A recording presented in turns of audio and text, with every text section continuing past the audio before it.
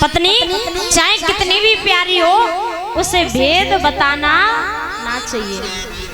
और पुत्र चाहे कितना भी प्यारा हो, कितना भी लड़ेता हो, इकलौता क्यों ना हो, चाहे पूरी संपत्ति का मालिक क्यों ना हो, उसे सर पे चढ़ाना ना चाहिए। बेटी चाहे कितनी भी लड़ेती हो उसे घर घर डुलाना ना चाहिए। आजकल क्या है, बेटियों को रोकते टोकते नहीं है, टोकना चाहिए, हर चीज पे टोको। पहले की बेटियां, परीक्षित महाराज आप तो, आपकी उम्र कितनी है? 50 साल तो होगी। अरे यज्ञपति महाराज पे फोकस चला गया। हाँ, परीक्षित महाराज की तो आयु बहुत कम है। यज्ञपति महाराज 40-45 के एयर में तो होगी, 50 से ऊपर है। आपके जमाने में जो बहन बेटियां थी वो कैसे कपड़े पहना करती थी? हाँ, दुपट्टा ओढ़ के रहती थी। और आजकल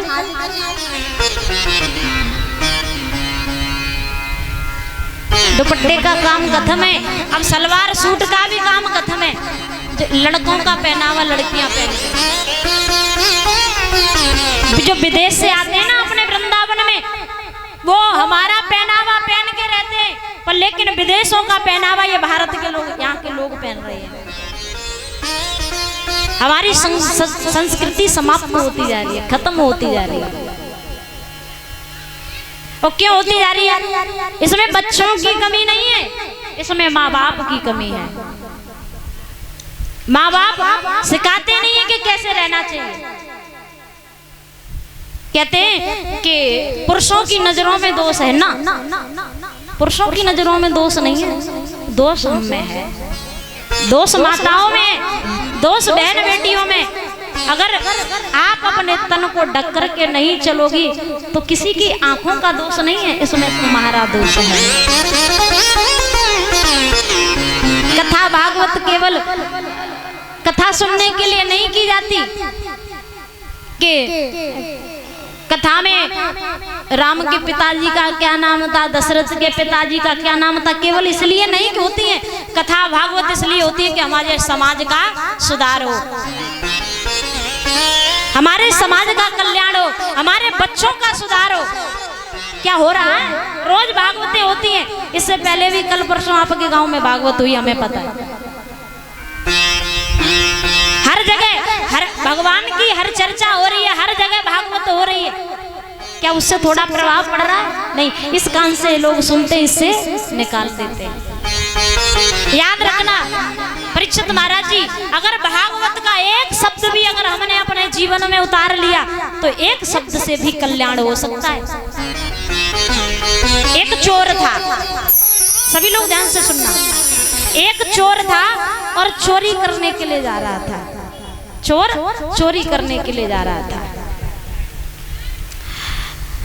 तो उसका बाप थोड़ा बीमार था, वो भी चोर था। जब पहली बार चोरी करने के लिए जा रहा था तो उसके बाप ने कहा था कि लाला याद रखना, कहीं पे भी कथा भागवत हो रही हो, कहीं पे भी भजन हो रहा हो, कहीं पे प्रवचन हो रहा हो तो सुनना मत, कान बांध लेना, कानों को बंद कर लेना। वो चला चोरी करने के लिए, तो रास्ते में भागवत हो रही थी तो उसने सोचा कि मेरे पिता ने ये क्यों कहा कि कहीं कथा हो रही हो तो कान बंद कर लेना। भागवत में ऐसा क्या है जो सुनने से मना कर दिया? तो उसने 1 मिनट के लिए केवल कान खोले। उस समय व्यास जी प्रवचन कर रहे थे तो व्यास जी ने कहा कि जिसका खाओ उसे कभी धोखा मत दो, जिसका खाओ उसे कभी धोखा मत दो और कभी भी झूठ मत बोलो। उसने 2 शब्द सुने और कानों को बंद कर लिया, कानों को बांध लिया। अब वो चला चोरी करने। एक राजा के दरबार में पहुंचा, दरवाजे पर पहरेदार लगे हुए थे। रोका, कहाँ जा रहा है, रोक। तो उसको वही भागवत की बातें याद आ गई, झूठ नहीं बोलना है। उसने कहा कि मैं चोरी करने जा रहा हूँ, चोर हूँ, चोरी करने आया हूँ और चोरी करने जा रहा हूँ। तो जो पहरेदार लगे थे द्वारपाल, उन्होंने समझा कोई चोर अपने मुंह से तो नहीं कहेगा कि मैं चोरी करने आया हूँ, ये झूठ बोल रहा है, मजाक कर रहा है। तो उसने घर में जाने दिया, घुस गया घर में। और जब घर में घुस गया, राजा का घर, अच्छे अच्छे पूड़ी पकवान खीर पुआ बने रखे। चोर ने सोचा कि पहले पेट पूजा कर, भोजन खाने लगा। और जब भोजन खाने लगा तो परीक्षित महाराज भोजन खाने के बाद में, और जैसे ही उसने तिजोरी का ताला खोला चोरी करने के लिए, भागवत की वही बात याद आ गई कि जिसका खाओ उसे कभी धोखा मत दो, जिसका खाओ उसे कभी धोखा मत दो। उसने विचार किया, मैंने तो यहाँ खीर पुआ मेवा मिष्टान खाया है, धोखा नहीं देना चाहिए। उसने चोरी नहीं की। लौट के घर पहुंचा, पिता ने पूछा क्या लेके आए हो आज चुरा करके? उसने मना कर दिया कि मैंने चोरी नहीं की। मैंने रास्ते में भागवत में 2 शब्द सुने थे कि जिसका खाओ उसे धोखा मत दो, जीवन में कभी झूठ मत बोलो।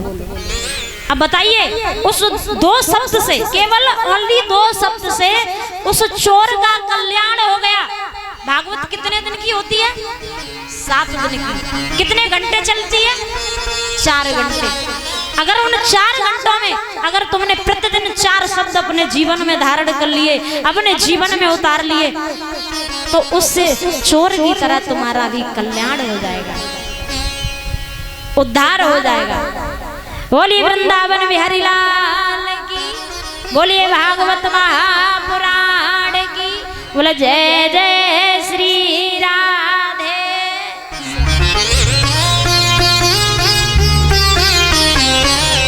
तो महाराज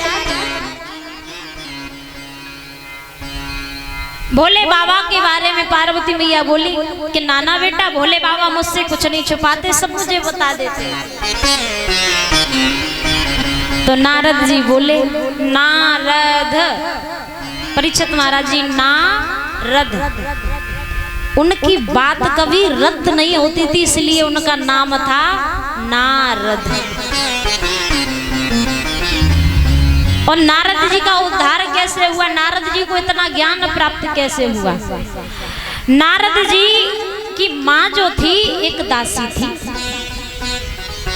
और जो संत ब्राह्मण रहते थे उनकी झूठा जो बर्तन हुआ करते थे उनको साफ करती थी। एक दिन नारद जी की माँ, जो दासी पुत्र थे नारद, तो नारद जी की माँ बीमार हो गई, और बीमार हो गई तो अपने बेटों को सेवा के लिए भेज दिया, नारद जी को भेज दिया। तो नारद जी सप्तऋषियों का यानी ब्राह्मणों का जब जो भोजन बचता था बर्तनों में, साफ करने से पहले झूठा भोजन खा लिया करते थे। सप्तऋषियों का, ब्राह्मणों का झूठा भोजन खा लिया करते थे। और वही झूठा भोजन खाते खाते नारद जी के हृदय में ज्ञान का वास हुआ, उद्धार हुआ, ज्ञान हुआ नारद जी को। आजकल आपने देखा होगा, जो जानकार संत होगा, जो बड़े बड़े संत होते, अपनी थाली में अन्न का एक भी कण नहीं छोड़ते, पानी में डाल के वो भी पी जाते हैं। वो कहते हैं ना, चाहे कान यूं पकड़ लो चाहे यूं पकड़ लो, कल्याण संतों के द्वारा ही होना है।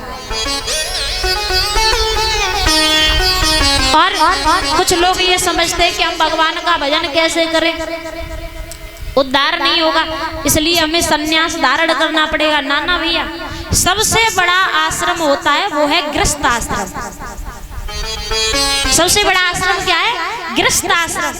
जिसने अपने घर परिवार के साथ साथ भगवान का भजन कर लिया, भगवान का गुणगान कर लिया, उससे बड़ा भक्त पूरे संसार में कोई नहीं। बोलिए गोविंद।